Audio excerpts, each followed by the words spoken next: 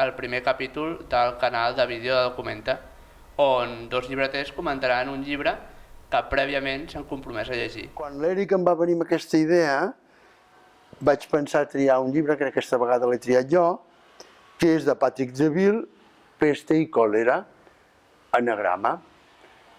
És un llibre molt curiós i de molt bon llegir, i com que això sempre és agradable de dir-ho, li vaig dir a l'Eric que se'l llegís ràpidament.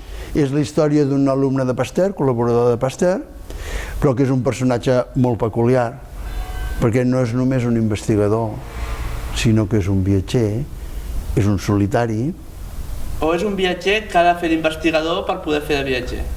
El llibre, a més, va lligat amb tota la cosa política, perquè el comença al final, amb l'inici de la Segona Guerra Mundial, i llavors de sobte et trasllada en ple imperi francès del finals del XIX i va fent salts en el temps. Llavors, el llibre potser és molt fred perquè és fet a partir d'unes cartes reals del protagonista a la seva mare, sobretot a la seva mare i a la seva germana, però l'autor a vegades es fica enmig d'aquesta narració objectiva històrica i va posant comentaris personals.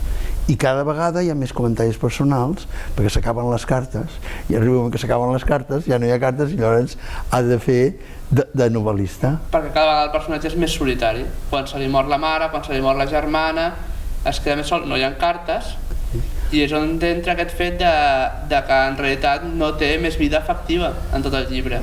Això és un misteri del llibre. O sigui, com és que aquest savi boig no té vida afectiva ni vida sexual? L'autor evita complicar-se la vida perquè no té documents?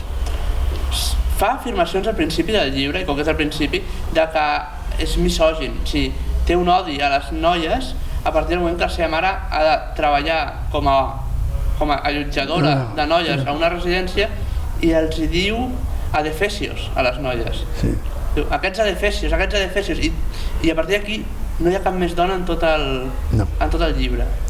Llavors és un llibre molt ben escrit, de lectura molt ràpida. El fet aquest de que són capítols molt curts, és una cosa que és que a vegades va bé, perquè tu pots llegir, acabes, després tornes a agafar, però de seguida s'acaba el capítol i continues amb el següent i té un joc intel·ligent entre capítols. Sí, senyor. Però com que he descobert la pesta, el meu nom.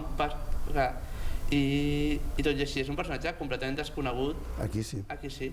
Els especialistes només. Ha quedat Pasteur, però...